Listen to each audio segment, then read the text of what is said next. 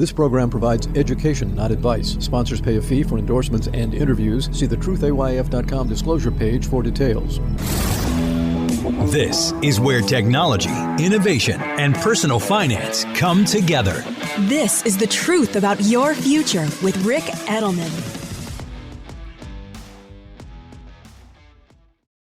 The Truth About Your Future is made possible by Invesco QQQ. The future isn't scary. Not realizing its potential, however, could be. Invesco QQQ. Let's rethink possibility. Invesco Distributors, Inc. It's Friday, August 2nd. On today's show, if you think dementia might be in your future, well, your problems will start long before you're ever diagnosed. Plus, the latest trends and opportunities in estate planning, featuring an interview with Chris Morgan, Senior VP of the Sanibel Captiva Trust Company. We recorded this at my Wealth Management Convergence Conference this past March. You're going to get all the latest opportunities and developments in estate planning on today's show. But first, dementia. If that's in your future, your problems are going to start long before you're diagnosed. The Federal Reserve Bank of New York and Georgetown University just released a study where they looked at Medicare records and data from Equifax. And here's what they found. Long before you are ever diagnosed as having an issue with your mental health, with your mental capacity, dementia, Alzheimer's, etc., long before you ever realize anything's wrong, you're going to start forgetting to pay your bills, like your mortgage or your auto insurance or your credit cards. For people diagnosed with dementia, their credit scores begin to fall before they're diagnosed. A year prior, people are 17% more likely to be delinquent on their mortgage, 34% more likely to be delinquent on their credit cards. Overall, people started falling behind on their debts 5 years before they were diagnosed. And these people are also more vulnerable to scams and frauds. So this is a warning for all older Americans and your families, right? You need to pay attention to this. If your parents are starting to fall behind on their bills, that could be a precursor, an early indication that they may be suffering from mild cognitive impairment that could be on the road to full-blown Alzheimer's.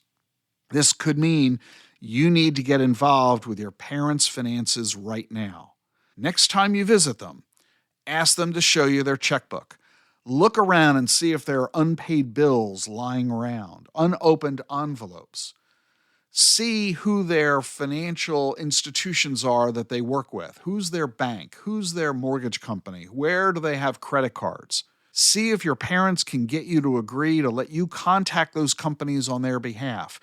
Look at their statements. See if they're current on their bills. This is something that gives us the potential for an early clue. And the sooner we find out that there might be an issue, the sooner you can begin to deal with it. Coming up next on the show, the latest trends and opportunities in estate planning. Stay with us for more here on The Truth About Your Future.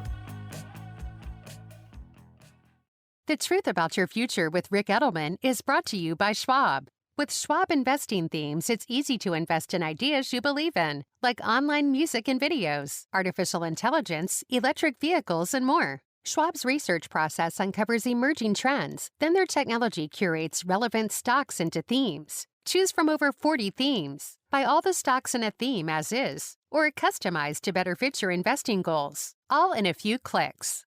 Schwab Investing Themes is not intended to be investment advice or a recommendation of any stock or investment strategy. Learn more at schwab.com/thematic investing. Support for The Truth About Your Future with Rick Edelman comes from Invesco QQQ. 25 years ago, Invesco QQQ rethought the investing landscape by providing access to the Nasdaq's 100 most innovative companies, all in one ETF. What's ahead for the next 25 years? Could it be flying cars, neural implants, electric planes? Nobody knows for sure. But one thing's for certain. You can gain access to that progress with Invesco QQQ ETF. Let's rethink possibility. There are risks when investing in ETFs, including possible loss of money. ETF risks are similar to those of stocks. Investments in the tech sector are subject to greater risk and more volatility than more diversified investments. The NASDAQ 100 Index comprises the 100 largest non-financial companies on the NASDAQ. You can't invest directly into an index. Before investing, consider the fund's investment objectives, risks, charges, and expenses. Visit Invesco.com for prospectus containing this information. Read it carefully before investing. Invesco Distributors, Inc. Welcome back to The Truth About Your Future. I'm Rick Edelman. The following interview is from my wealth management convergence back in March. I had a conversation with Chris Morgan. Chris is an SVP and portfolio manager for Sanibel Captiva Island Trust Company. So welcome to the stage, Chris Morgan, and we'll get into this conversation.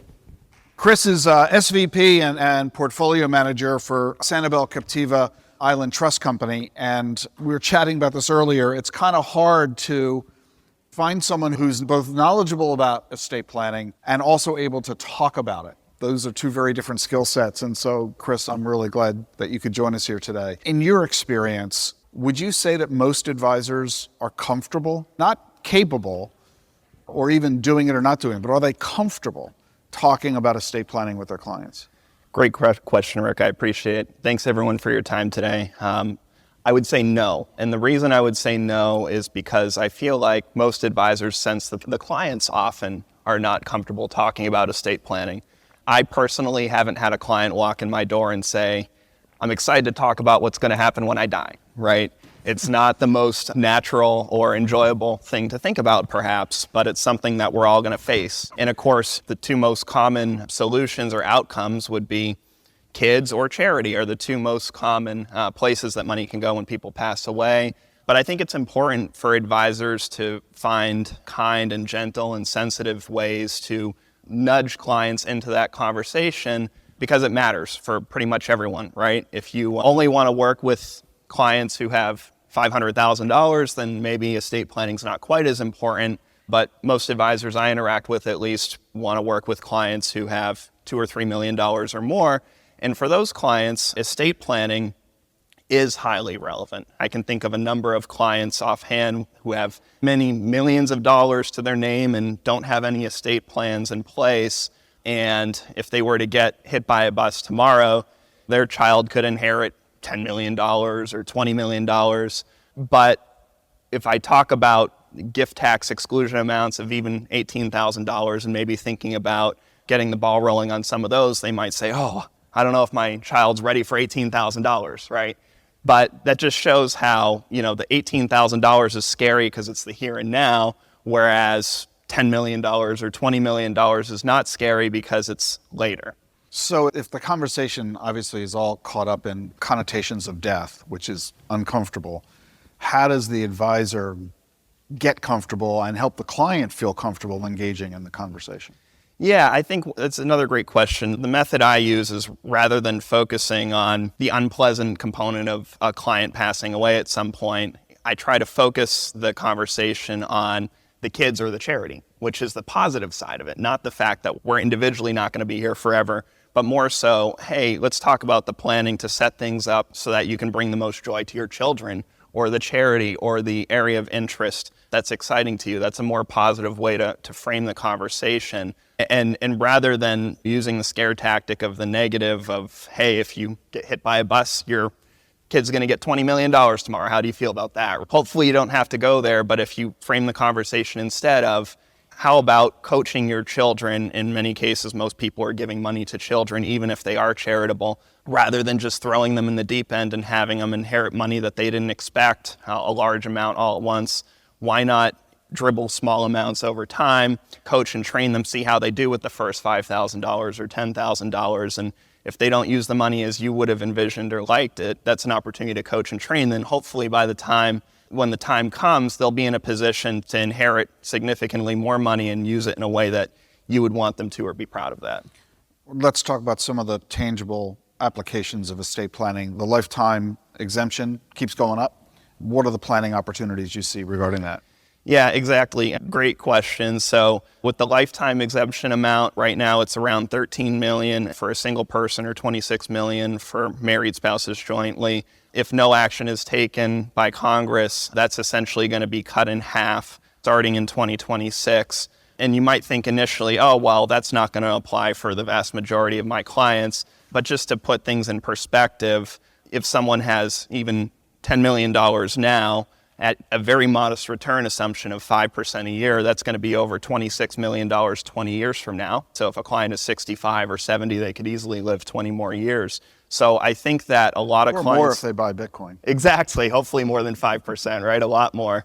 Great point, Rick. And so I feel like a lot of advisors are thinking, hey, this doesn't apply to 90% of my clients, but in reality it does. And there's all sorts of tools you can use for that. For one, I touched on the annual gift tax exclusion of $18,000 for this year per recipient. And that may not sound like it moves the needle, but if you have 4 or 5 kids and you do that $18,000 to each of them each year for the next 10 or 20 years, and those amounts likely continue rising over time in line with inflation, that's one way to get assets out of your taxable estate without any taxes. And again, provide another coaching opportunity to children with smaller amounts of money before they get a larger amount potentially down the road. Another tool for larger amounts that we've been utilizing frequently for our clients is called a SLAT, which is a spousal lifetime access trust. And basically what that does, it's similar to what you may have heard of a credit shelter trust or a bypass trust or a family trust. These are all synonyms. But one thing that's different about the spousal lifetime access trust or the SLAT is not only can you shield the ultimate amount from estate taxes, but you also can protect the growth of those assets from estate taxes. And part of the reason we also do a lot of them or work on a lot of them as trustee is because if you have a third-party trustee, in addition to HEMS, which is health, education, maintenance, and support for a beneficiary spouse, you can also do up to $5,000 or 5% of the trust value. So if someone has $10 million in a SLAT, your spouse, while alive, can get all of their basic necessities covered each year out of this trust, plus 5% on $10 million is $500,000 a year. Hopefully that's enough for your spouse to live off of until they pass away. And then the amount you put in plus all the growth is completely exempt from estate taxes and passes to the children upon the death of the spouse. And a lot of people will actually do a dual SLAT where they create a SLAT for one another. And the IRS rules say you can't have two substantially similar or identical trusts for one another. So you just have to work with an estate planning attorney to make sure those documents differ in certain ways in terms of the timing and amount, just so that they don't run afoul of those rules. But those are a couple common tactics that we see our clients using today. Elaborate on the differences that those two dual SLATs need to have when you say timing and amounts. Yeah, there's a few things you can do to make them substantially different. We always encourage clients to consult an estate planning attorney to make sure the differences are substantial enough, because the IRS doesn't specify exactly what needs to be different. But some of the things that are more commonly done to make sure that they're different enough would be having slightly different beneficiaries on the SLATs. So if you had 4 kids, maybe one of them could have 2 children as beneficiary of one of them, and then the other SLAT could have the other 2 kids as the beneficiary of the other SLAT. That's one thing that can help make them. You can also put different amounts in there. You can also have different trustees on the SLATs. If you have 2 different trustees on the SLATs, then that's another factor that seems to make them substantially different in the eyes of the IRS. Assets within each need to be different as well? Or can they own identical assets? They potentially could, and the IRS looks at it in its entirety and says, is this different enough? And I'm personally not enough of an expert to say this would be different enough or that would be different enough. But to your point, if you had different assets between the SLATs, that would be another criteria that could go in your favor. Would you use a SLAT in addition to a bypass trust or instead of it? They're similar in nature and they're designed for a similar purpose. The reason that we see more of our clients using SLATs is because I suppose if you had a client who was in their 90s and terminally ill, perhaps a credit shelter trust or a bypass trust would be sufficient because you wouldn't anticipate significant growth over the next year or two. But if you have a client who's 65 or 70 and reasonably healthy, we just see advantages associated with getting those assets into the trust while both spouses are still alive. Bypass trust is after one of the spouse passes, and protect that future growth as well, right? So even if you put 10 million in my very conservative 5% return example, you could end up protecting 26 million. What's the minimum net worth you would say a client should have to consider a SLAT? That's a great question. I would say broadly with trusts, if you're doing a trust document, $250,000 or more at the very low end, because there's costs associated with having an attorney draft a trust document. With a SLAT, I would say at least three, probably more like $5 million would be a range where that would be something more commonly to consider. Again, even if $3 million or $5 million doesn't come close to the estate tax exemption amounts, they might get cut in half. And even if they don't, especially if Bitcoin does really well, a lot of people in this room might be above those limits. We should all have such problems. Let's talk about the RMD rules. They're in flux right now. What do advisors need to be looking out for? Yeah, so great point. It's a hot topic. The age for RMDs keeps increasing. It's at 73 right now. Another hot topic has been for beneficiaries that are facing the 10-year rule, which many of you have heard of. A lot of clients have been delaying RMDs and planning to take it at the end of the 10 years, and the IRS keeps delaying or waiving a decision on that due to confusion. We will find out most likely later this year if it's going to be waived again for 2024. So couple of things we're watching. One, thankfully the elections are in November and not December. So similar to the estate tax exemption limits, I feel like we're going to have more information in November. I'm thinking simply by who wins? Correct. So I'm thinking... And you're talking about the White House or also Congress? Both. So I'm thinking back to 2020 elections when there was a Democratic sweep, right? Biden won, there was a sweep in Congress. And at the time, a lot of clients were taking big gains because they thought large tax rate increases were imminent. It wasn't just clients, all of those who had the closest pulse on Washington saying that tax rates were going to rise substantially. And with the benefit of hindsight, it was probably a mistake to make big changes in advance of more information or in advance of those changes occurring.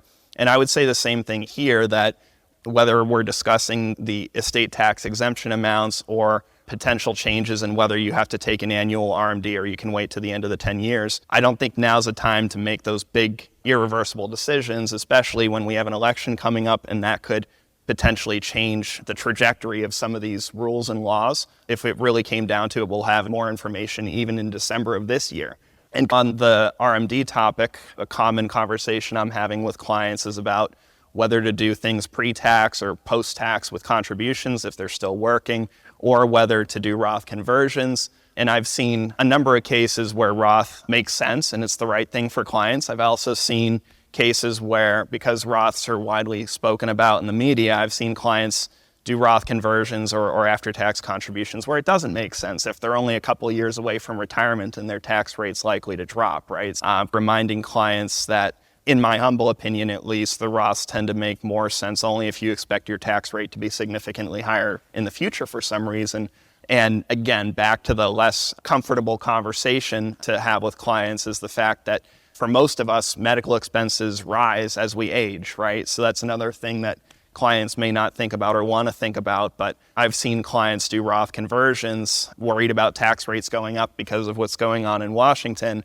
And then unfortunately, medical expenses rise to a point where they have minimal taxable income later in life. And so with the benefit of hindsight, I've seen those cases too where it would have been better for clients to not do the Roth conversion. So based on what you've said, is the advice therefore that you should tell your clients to put their RMD decisions on hold until after the election? Potentially, if they're thinking about taking a large amount out now versus doing a smaller annual amount, I would say hold off on big changes or big decisions before the election. And we don't want to wait to the very last second in December, but I feel like we will have more information then. And so that's what I'm looking at this point in time for sure. Another big law is the relatively new Corporate Transparency Act. And we just had a court ruling that declared it unconstitutional. What do advisors need to know about this law, and what do you see is going to ultimately happen? I got to assume we're going to see more court rulings all the way up to the Supreme Court before this is over. Yeah, and I think it may have been a Wall Street Journal article that pointed out that this is targeting smaller businesses, right? And most politicians, publicly at least, wouldn't have that intention, but that seems to be the potential impact of it. Basically, what advisors, in my view, should think about with regards to the Corporate Transparency Act for their clients is if you know a client is a small business owner, or if you're not sure, maybe it's not a bad time to just confirm that they don't have a small business that you're unaware of. If the business has at least 20 employees, if it has a physical office in the U.S., and if it has at least $5 million a year of revenues, it's probably exempt from the Corporate Transparency Act, which is set potentially to take effect on the 1st of next year of 2025. But you don't want to be wrong about that, because if you're wrong about that, the penalties could be up to $10,000, which isn't the bad part, but it could be potentially up to 2 years of imprisonment. So if you tell the client, hey, don't worry about it, and then they go to prison for 2 years, you'll probably lose that business, I would think. Well, even if you don't, you're going to lose the money to legal fees. Right. So that's why you have these factoids in the back of your mind as to which clients may be impacted by the Corporate Transparency Act.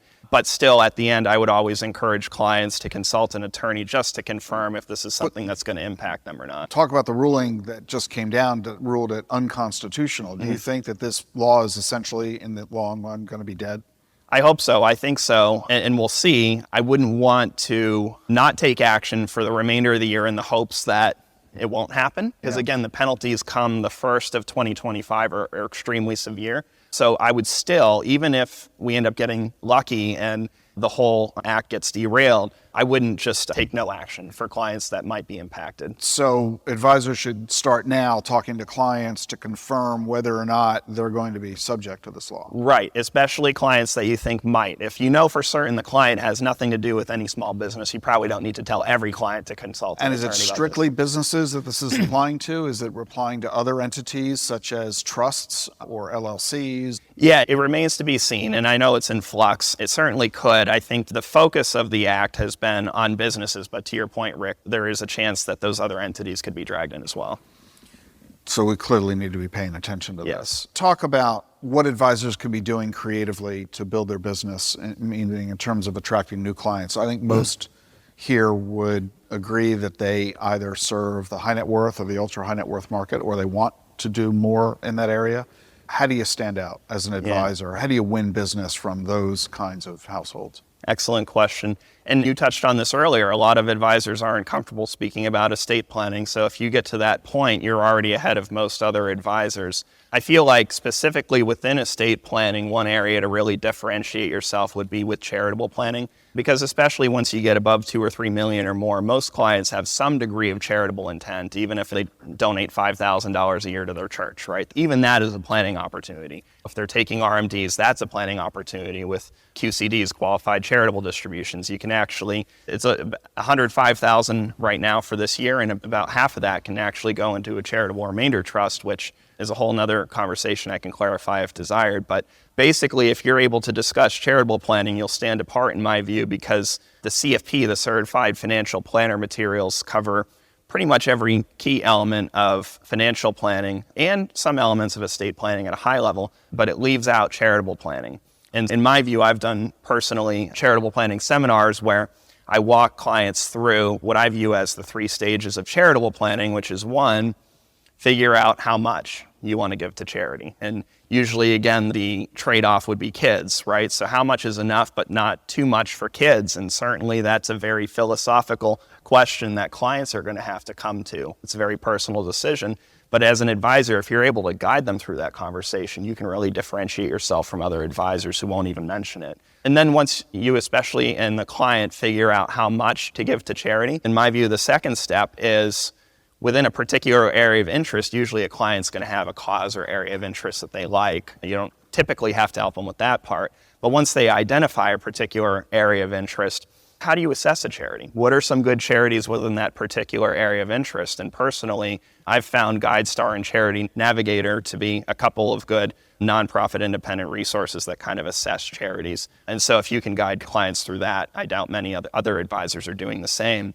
And then the third step, in my view, once you figure out how much they want to give to charity and when, during life or at death or both, and you identify here are some good charities within that particular area of interest, the third step is how do you execute on that? What types of tools or strategies do you use to honor the client's intention with regards to charity in the most tax efficient way possible? And some of those tools could be things we already discussed, like a qualified charitable distribution. It could be a charitable remainder trust where the client gets income for their personal use, non-charitable during their life, and then whatever's left goes to charity at their passing. That can address a client's concern of what if I accidentally give too much away and the market doesn't do well and I run out of money, right? So that's another example of a tool. It could be as simple as what is a relatively simple tool, putting appreciated stock or Bitcoin into a donor advised fund. Those donor advised funds can be utilized with much smaller amounts than we discussed earlier. Even $10,000 could be used in a donor advised fund. And so these are some ways that advisors can find some low-hanging fruit in terms of tools they can use with their clients that other advisors are highly unlikely to be talking about. And then if clients are more on the ultra-high net worth side, that's where charitable remainder trusts become more prominent. And I know this part isn't charitable in nature, but the slats. And so I've seen a trend of RIAs with ultra-high net worth clients partnering with a corporate trustee through a directed trust relationship. And oftentimes they might have 2 or 3 different relationships with corporate trustees to employ those ultra-high net worth planning strategies. Any questions for Chris? Yeah, I have a quick question, actually, Rick, for you as well. From an advisor's stance, when should they be knowledgeable across the board, and when should they integrate with specialists like estate planning attorneys or accountants? What's the depth of knowledge as an advisor? And then when should we collaborate, in your opinion? I'll go first to answer that question. So we were discussing this before. I feel like a perfect example would be on the Corporate Transparency Act, where you should know a few things at a high level, but don't try to be the attorney, right? Because I don't think any of us, I certainly don't want to become a legal expert and analyze every fine detail and risk my client going to prison for 2 years, right? So that would be an area where you want to know a few facts at a high level and then know when to refer to a specialist or an expert. If it's something relatively simple, like they give $10,000 a year to the church, I feel like advisors should really be ready to provide that kind of advice to their clients. What's your take? Yeah, I would agree. You're not an attorney. You don't want to engage in the unauthorized practice of law, and you're not an accountant. You don't want to be liable for errors that they make on their returns. But at the same time, you need to be knowledgeable to a degree where you have a working knowledge of the fundamentals. You always want to know more than your client. And you always want to be able to demonstrate to your client that you are able to raise issues that they may not have contemplated. There's people who don't know and people who don't know they don't know. You want to be in the don't know camp, meaning there's stuff I know that I don't know, but I know enough to raise the issue with you so that I can prod you to talk to your attorney or accountant, or better yet, you interface with them, because that is where you develop the professional relationships. By talking to your client's attorney and accountant, you now develop that relationship with them, which can lead to more referrals, because if your client's wealthy enough to have that attorney has other wealthy clients, and if they can talk shop with you and get a sense that you kind of know what you're talking about and you know where the boundaries are that you're not going to cross over, the two of you can work together in cross-referencing and referring clients to each other and building each other's practices, all serving the client at the same time. So you should not abdicate. And what I've seen in many firms structures these days, they're using a quarterback model where the advisor is the central point of contact for the advisor, but they're farming out within the firm to an insurance specialist or a legal specialist or a mortgage brokerage specialist or what have you. And the result is that the advisor themselves really doesn't know much of anything. I've seen cases where the advisor has presented a financial plan to the client, and the client asks a question about the plan, and the advisor's response is, I don't know, someone else built this, I'm just sharing it with you. That doesn't do anybody any good. So you need to know enough to demonstrate to the client that your competency justifies their hiring you as an advisor. You can't have too much knowledge, but you can share too much with the client. So you do want to strike a good balance there. Those are some good points, Rick. I'll add one more thing to that is if you do become the trusted advisor, the quarterback of the relationship, and you utilize specialists, with estate planning attorneys, for example, if you're sending high quality clients to them to draft trust documents for your clients, I've seen many advisors receive quality referrals from those estate planning attorneys as well. So that's not the only reason to do it, but just know that's another opportunity as well with working with specialists. My thanks to Chris Morgan of Sanibel Captiva Island Trust Company. Coming up next on the show, a question that I got from one of our listeners. Electricity, a big idea that's inspired countless new ones. From powering the light bulb to virtually powering our entire lives. 30 years ago, State Street launched the Spider S&P 500 ETF, SPY. A big idea that inspired the world to invest differently, and still does. What can you do with SPY? Before investing, consider the fund's investment objectives, risks, charges, and expenses. Visit ssga.com for a prospectus containing this and other information. Read it carefully before investing. SPY is subject to risks similar to those of stocks. All ETFs are subject to risk, including possible loss of principal. Alps Distributors, Inc. Distributor. How should you think about Bitcoin? Turn to a specialist. For 6 years, Bitwise has been helping investors access crypto. Bitwise manages the world's largest crypto index fund. They also offer 6 crypto ETFs. You get cutting-edge insights, expert Bitcoin research, and a nationwide team to help. Bitwise helps investors and advisors navigate crypto with confidence. Partner with a specialist. Look for ETFs backed by Bitwise. BitwiseInvestments.com. Carefully consider the extreme risks associated with crypto before investing. Thanks for sticking around with us here on The Truth About Your Future. Got a question from Daniel, and here's what Daniel wrote to me. I know you favor ETFs over mutual funds. However, there is a significant disadvantage for an ETF over a mutual fund. An ETF cannot close. This isn't a problem for passively managed ETFs, but it could be a problem for actively managed ETFs. Daniel, you're clearly well-versed in the asset management industry. I even suspect you might be a financial advisor. You're familiar with active versus passive management. You're familiar with the construct that is the underlying basis on how mutual funds operate versus that of ETFs. Good for you. Let me bring other folks up to speed so everybody knows what we're talking about. But in the end, I'm going to tell you that you're wrong on everything you've said. So let me give it a shot here. First, most mutual funds are actively managed, meaning they are run by a fund manager who's trying to pick the best stocks in order to beat the market. On the other hand, ETFs are mostly passively managed, meaning they're not trying to beat the market, they're trying to be the market. They are simply trying to deliver returns that are the same as the market. They are far lower in cost, many would also argue far lower in risk, because they're the tortoise among the hares. What you're suggesting is that an ETF cannot close, mutual funds can. And what does all that mean for everybody listening? Mutual funds are generally available to everybody all the time. You want to buy mutual fund shares, you can just invest, no big deal. But sometimes mutual fund managers, because they are actively managed, they close their doors. They close. They don't allow new investments. And the reason they close their doors is that they are using a strategy that they know works with the limited amount of money they have to invest. But they don't want to receive more money from investors because that'll give them too much money to invest and they won't be able to effectively execute their strategy. Their returns will suffer. Everybody will lose. So they close their doors to protect the quality of their fund and to protect their current investors.